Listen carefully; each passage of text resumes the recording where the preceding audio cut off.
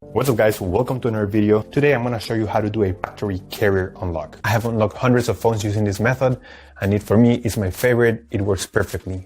What a carrier unlock does, it allows you to use your phone with different providers. If you travel and if you want to switch SIM cards from a different company anywhere in the world, you just simply go ahead, you put your SIM card into your phone and your phone will work without any issues. So we're going to begin. So to start, we're going to get the phone's IMEI number. That's a unique number for every phone. So to get it, simply dial *#06#. As you will see, your 15-digit IMEI number will appear in the screen of your phone. This number is very important. It represents the ID of your phone, and keep it somewhere close because we're going to use it in a few seconds to unlock this phone. Okay, now we're going to switch to the computer. And in this website, we will request the unlock code to unlock this phone or any other phone you want to unlock.